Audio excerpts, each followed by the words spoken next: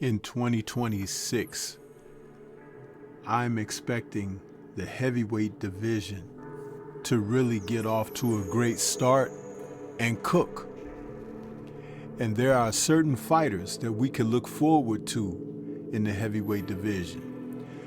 This coming weekend, January 10th, we have Ajit Kabiel taking on Damian Kanaiba, the first big heavyweight matchup of the year. But there is another heavyweight out there, a champion, the WBO champion, Fabio Wardley. And in this calendar year, he's going to be looking to defend that WBO title. There are a few names he has on his list, and it's going to be very interesting to see whom is going to step up to the plate to take this challenge from this young man, because he's a fierce competitor, a knockout puncher, and he aims to bring everything he's got in defending his world title. Let's talk about what's on the horizon for Fabio Wardley, or as I call him affectionately, Truck.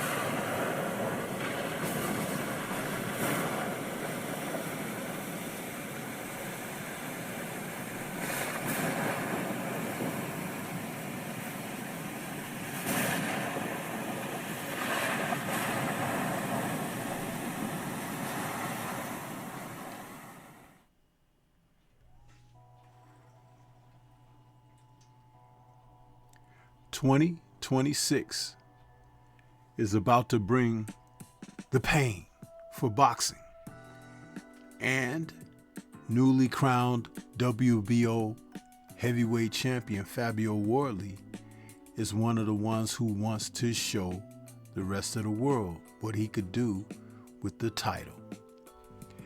You see, Wardley is coming in to his own. He's 31 years of age now, and with his fight with Joseph Parker, no one knew at the time, it was for interim, but no one knew that eventually that title would become his when Alexander Usyk gave up the WBO title. Now, the Parker fight took place in October of 2025, and with that thrilling 11th round TKO stoppage win over Joseph Parker, Wardley upped his record to 20 wins, no losses, 1 draw, and 19 KOs. This young man out of Ipswich, Suffolk, UK, he's 6'5" with a 78-inch reach and what they call a white-collar fighter. That's not a compliment, because white-collar fighters out of the UK are considered guys who have very little amateur experience. But this man has made it all the way to the heavyweight championship. And now he's looking for someone to defend that crown against. And you know what? I wouldn't bet against him. In his last 4 fights, he has taken on Joseph Parker, Justice Hooney, Frazier Clark twice. The first fight against Clark, who has Olympic experience, was for all of the European titles, the BBBFC, the British Commonwealth, and WBO European heavyweight titles. Clark was the favorite going into that fight. It ended up being a split decision draw, with Clark down in the 5th round. And he was also deducted a point for low blows repeatedly. In that fight, what was shown by Wardley was grit, the type of grit that more experienced fighters typically show. So what we're talking about is a man who's a fighter at heart. And that's important, especially in this modern era. We have a wealth of fighters who may find themselves out there competing, but they don't necessarily want to test themselves or step up to the plate of challenge where they might have to really lay it on the line. And I'll tell you something, Wardley has shown that he can lay it on the line, but he could also lay it on his opponents. Those knockouts that he has, the man has bricks in his hands. It's like Deontay Wilder over in the UK. They've even sort of equipped him with that moniker, but at the same time, they don't want to give credit to Wilder for what Wilder has done in his career. A lot like Wardley, didn't have a huge amateur background, but did end up obtaining a bronze medal in the Olympics. In this instance, Wardley hasn't even made it to an Olympics. But boy, has he made a splash in the heavyweight division. Now, according to a Ring article, link will be in this description, Wardley wants a Tyson Fury fight, if not Usyk, and he's also considering Chisora. This is interesting because he's going right for the man that has name and fame in the sport. And I don't blame him, because with him, it's not a cash in or a cash out. What he's trying to do is show that he belongs in the division. You see, when he was in there with Frazier Clark, a lot of people didn't expect that to happen the way it did. But the rematch really showed us who he really was, where he trounced Clark in one round with a brutal KO. Against Parker, what he showed was grit and perseverance, because Parker showed himself a bit sturdy to take the punishment, and we probably know now why, because he had a little bit of a problem testing positive for banned substances. But at the same time, Wardley still fought, and he fought hard. He became victorious.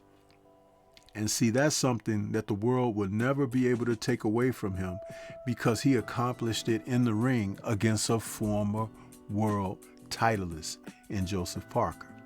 See, many people forget about that.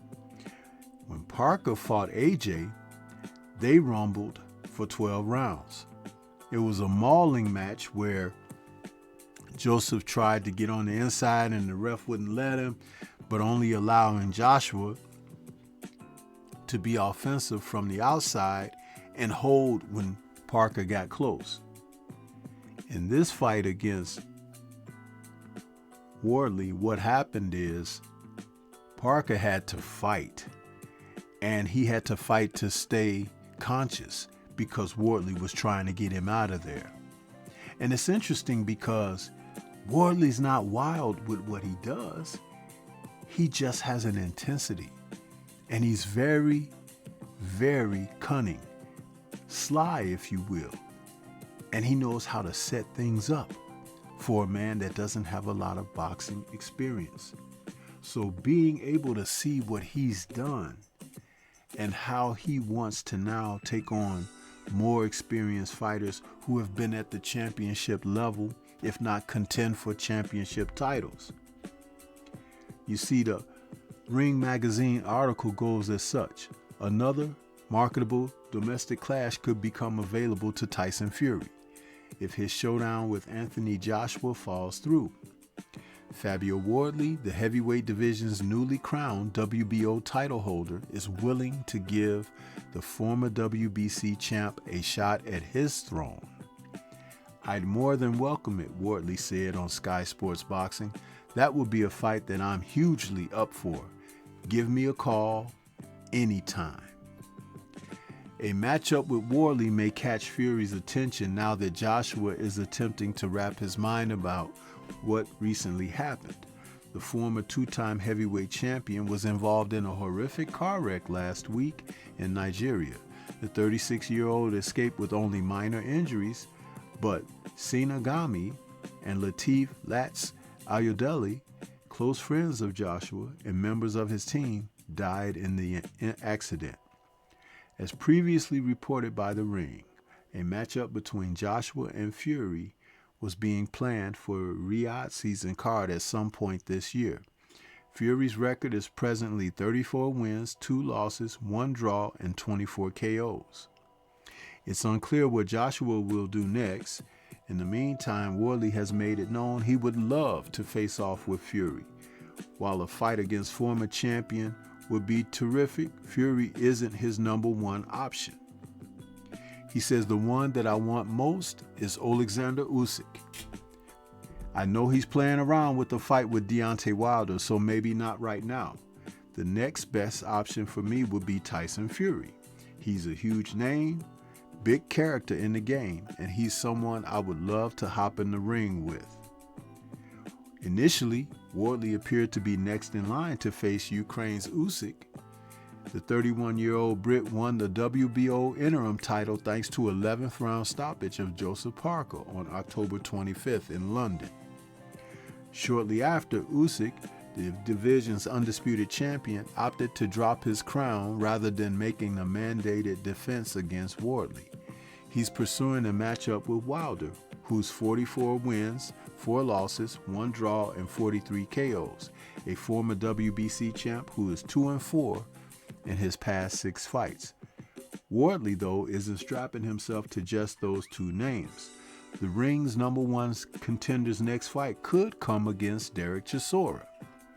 We're having some broad conversations, some broad chats, Wardley said. I know people would love that matchup. I know he's on the hunt and wants a big finish to his career. Obviously, he's at 49 fights. He wants to finish on that big 50. So a world title shot is probably the best way to do that. If Fabio decides to face Derek Chisora, it would be huge in the UK for a duality. Here you have a grizzled veteran in Derek Chisora, who's 36 wins, 13 losses, and 23 KOs. He's had several opportunities at a title shot, never winning the gold, but he always brings it. Del Boy, as he's known, will come in, and he has a huge backing in the UK. People really love his blood and guts type approach to the sport. But Wardley, who doesn't have that background and experience and has accomplished so much more, is a great contrast to Chisora. And they could sell that on that alone. Now, it may not be a huge fight globally, but in the UK, it would really turn heads. This is the thing. Fabio is the type of fighter. He brings a crowd-pleasing aesthetic. He's a man that can get the job done. And I expect him to have a defense against someone who's gonna bring some heat, because he wants to stay motivated in this, and he wants to prove to the world on the world stage that he is not some paper champion, some fly-by-night fighter. I've been watching this young man for about his past 7 or 8 fights, and I have noticed the growth in him. I've seen the changes in his abilities, and I am interested in seeing what's next from him. He could possibly be the man to take over for the next couple of years at the heavyweight division. If Ajit Kabiel is successful this weekend, he could be another consideration for a future bout with Wardley, because the two of them are just at the top of the division to lead it into a new generation of heavyweights. All of this is very exciting news for the heavyweight division. And like I said, this weekend when Agit takes on Naiva, it's going to be an interesting thing to see. This is January, and we're just kicking off 2026. And I would love to see these men be successful where they could have a showdown at some point this year. But what do you think? This is Stormy B Man. Shout out to the mighty LDBC and Liberated Perspective, a third eye view of the world. For more content such as this, please like, comment, subscribe, and share. Let me know your thoughts about Fabio Wardley and what should be next for him. And do you think he could reign for a moment, or will it be short-lived? Leave comments and let's discuss further. I think it's going to be an interesting ride. Peace to everyone out there, and everyone please remain safe.